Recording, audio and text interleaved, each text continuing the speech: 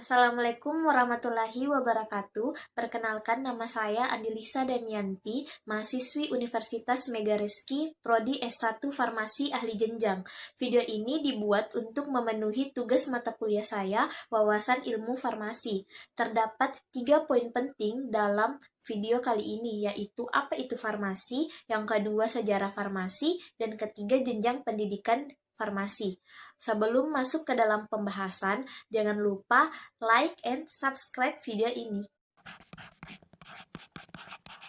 Poin pertama, apa itu farmasi? Farmasi berasal dari kata farmakon yang merupakan bahasa Yunani yang berarti racun atau obat. Farmasi merupakan salah satu profesi kesehatan di mana kegiatannya meliputi penemuan, pengembangan, produksi, pengolahan, distribusi, dan informasi obat. Pada tahun 460 sampai 370 sebelum Masehi atau dikenal sebagai zaman Hippocrates, yaitu bapak ilmu kedokteran, di mana pada zaman ini dokter bertugas mendiagnosis penyakit yang diderita oleh pasien serta membuat dan meracik obat sendiri. Seiring dengan perkembangan zaman, problematika pengadaan obat semakin rumit, maka diperlukan seseorang yang ahli dalam bidang pembuatan dan peracikan obat.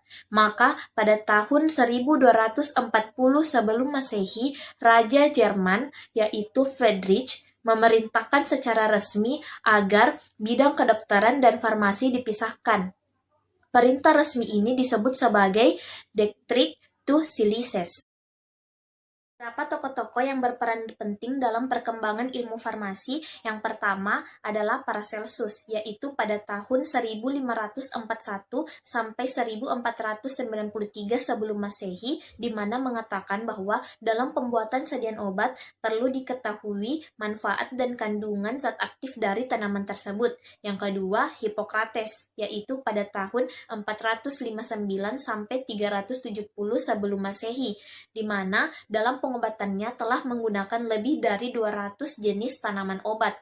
Yang ketiga, Claudius Galen pada tahun 200 sampai 129 sebelum Masehi, di mana menghubungkan penyembuhan penyakit dengan teori kerja obat atau disebut sebagai ilmu farmakologi.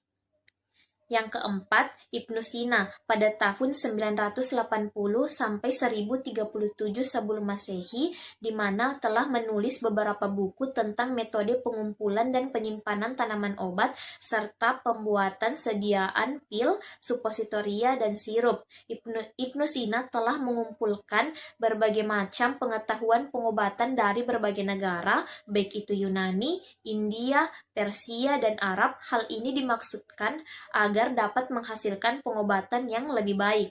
Yang kelima, Johann Jakob Webber, yaitu pada tahun 1620 sampai 1695, yang merupakan orang pertama yang melakukan penelitian farmakologi dan toksikologi obat pada hewan percobaan.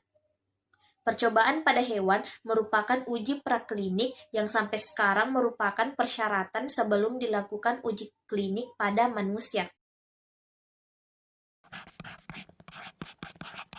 Sejarah lahirnya ilmu farmasi dari zaman purba hingga zaman Cina kuno. Yang pertama, zaman purba.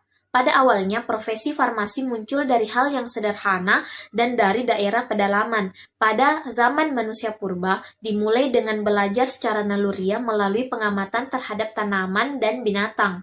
Dengan uji coba sederhana, manusia purba mencoba untuk dirinya sendiri, kemudian mempraktikkannya untuk orang lain. Meskipun metode manusia gua ini sangat mentah, namun banyak obat-obatan saat ini muncul dari hal yang sederhana dan mendasar seperti yang dilakukan oleh manusia purba.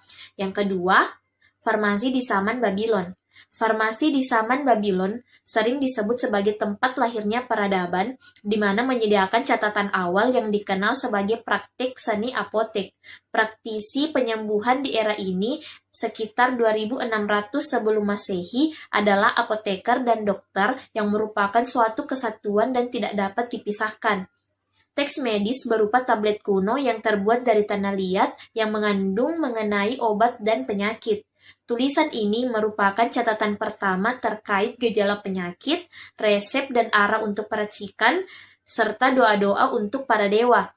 Metode Babylon sebagai awal mula berdirinya penerapan farmasi, medis, dan perawatan spiritual yang masih digunakan hingga saat ini. Yang ketiga, farmasi di zaman Cina kuno. Farmasi Cina kuno menurut legenda berasal dari Shen Nung pada tahun 2000 sebelum Masehi yang merupakan seorang kaisar, di mana Shen Nung mencari dan menyelidiki nilai obat dari beberapa ratus herbal. Dia dianggap telah menguji banyak herbal pada dirinya sendiri, dan untuk pertama kalinya tertulis dalam Pen Tesau atau herbal asli yang merekam 365 jenis obat. Adapun tanaman obat penemuannya yaitu rhubarb, ginseng, strontium, kulit kayu manis, dan ephedra. Perkembangan ilmu farmasi. Ilmu farmasi awalnya berkembang dari para tabib dan pengobatan tradisional yang berkembang di Yunani, Timur Tengah, Cina, dan wilayah Asia lainnya. Mulanya ilmu pengobatan dimiliki oleh orang tertentu secara turun-temurun dari keluarganya. Perkembangan ilmu farmasi kemudian menyebar hampir ke seluruh dunia, mulai Inggris, Amerika Serikat, dan Eropa Barat. Sekolah tinggi farmasi pertama didirikan di Amerika Serikat pada tahun 1821, sekarang disebut sebagai Philadelphia College of Pharmacy and Science. Setelah itu, mulailah era baru ilmu farmasi dengan bermunculnya sekolah-sekolah tinggi dan fakultas di universitas. Sejarah industri farmasi modern dimulai pada tahun 1897 ketika Felix Hoffmann menemukan cara menambahkan 2 atom ekstrak karbon dan 5 atom ekstrak karbon dan 5 atom ekstrak hidrogen ke dalam saripati kulit kayu wilau. Hasil penemuan ini dikenal dengan nama aspirin, yang akhirnya menyebabkan lahirnya perusahaan industri dikenal dengan nama Bayer. Sejak saat itulah dunia farmasi, industri, dan pendidikannya terus berkembang dengan didukung oleh berbagai penemuan di bidang lain, misalnya penggunaan bioteknologi. Sekolah-sekolah farmasi saat ini hampir dijumpai di seluruh dunia. Kiblat perkembangan ilmu kalau boleh kita sebut memang Amerika Serikat dan Jerman. Jenjang pendidikan farmasi di Indonesia. Yang pertama, SMK atau Sekolah Menengah Kejuruan, di mana pendidikannya ditempuh selama 3 tahun. Lulusan farmasi dari SMK memang dipersiapkan untuk langsung bekerja di lapangan, sehingga lulusannya ini mengikuti ujian kompetensi di mana harus mengerjakan 4 resep dalam 2 jam. Dari ujian inilah siswa mendapatkan STRTTK atau Surat Tanda Registrasi Tenaga Teknis Kefarmasian sebagai bentuk surat izin untuk melakukan praktek kefarmasian. Namun, pemberian STRTTK ini terakhir berlaku pada angkatan 2014 dan untuk selanjutnya kebijakan ini sudah tidak berlaku lagi. Yang kedua, D3 Farmasi. Pendidikan D3 Farmasi di mana lulusannya memang dipersiapkan untuk bekerja. Secara pembelajaran memang tidak jauh berbeda dari SMK, namun teori yang diberikan lebih kompleks lagi. Pendidikan ini pun hanya ditempuh selama 3 tahun, yang dimana pada masa akhir perkuliahan ada TA atau tugas akhir sebagai bentuk karya ilmiah yang dihasilkan. Perkuliahan di D3 pun lebih banyak praktek dibandingkan dengan teori. Yang ketiga, S1 Farmasi, di mana pendidikannya ditempuh selama 4 tahun di universitas yang menyediakan fakultas farmasi. Yang keempat adalah apoteker, di mana apoteker ditempuh selama 1-2 tahun, yaitu semester pertama dihabiskan untuk mempelajari teori dan semester kedua akan dihabiskan dengan turun langsung ke lapangan pekerjaan. Itulah penjelasan singkat dari saya mengenai farmasi. Lebih dan kurangnya mohon dimaafkan. Semoga apa yang saya paparkan dapat bermanfaat bagi kita semua. Assalamualaikum warahmatullahi wabarakatuh.